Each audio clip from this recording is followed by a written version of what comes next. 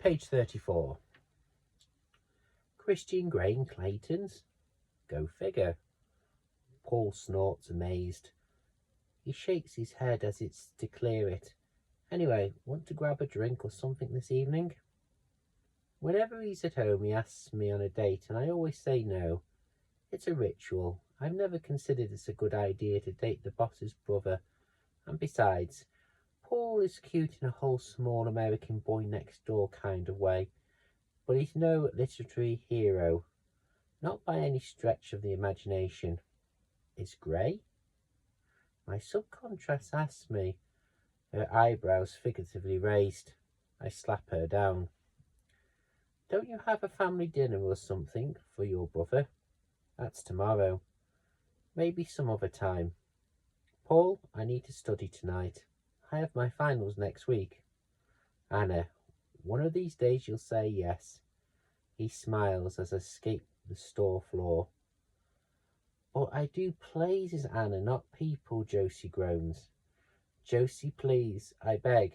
I place the living room of our apartment clutching to my cell and staring out of the window at the fading evening light.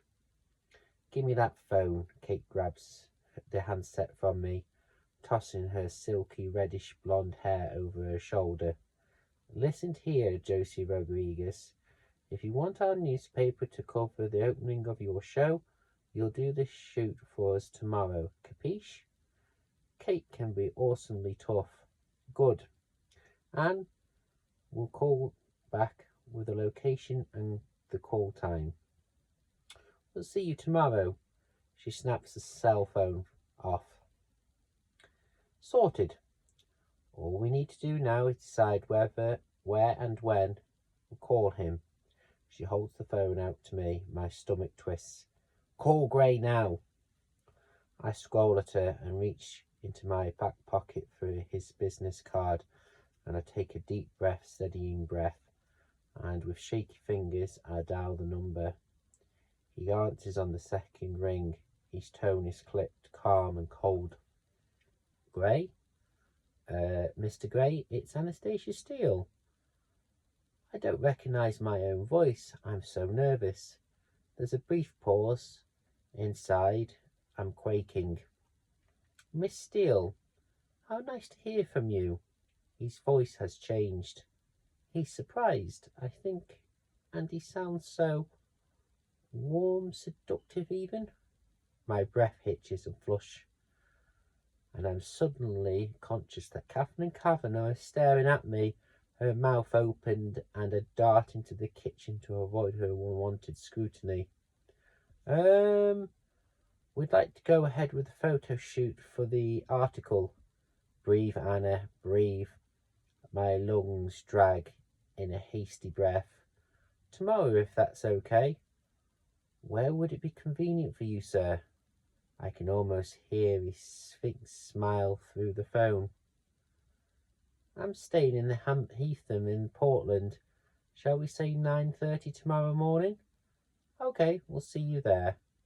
I'm all gushing and breathy, like a child, not a grown woman who can vote and drink legally in the state of Washington.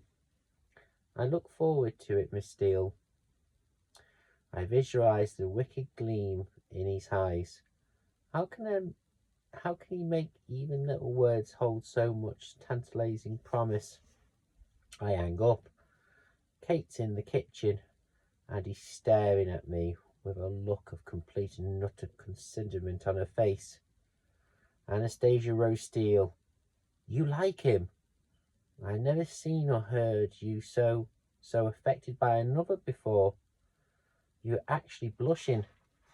Oh, Kate, you know, I blush all the time. It's an occupational hazard with me. Don't be ridiculous, I snap. She blinks at me with surprise. I very rarely have hissy fits, and I briefly relent. I just find him intimidating, that's all.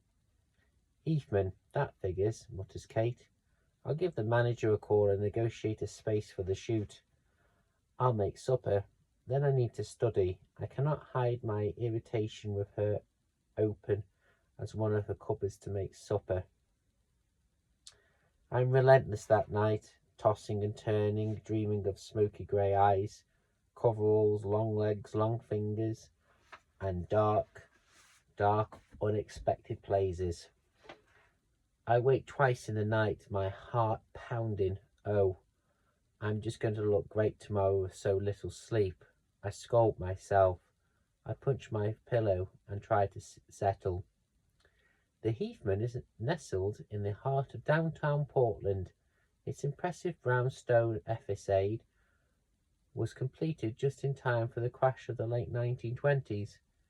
Josie Travis and I travelling in my Beetle and Kate in a CLK, since we can't all fit in my car. Travis is a Josie's friend and gopher, here to help with the lightning.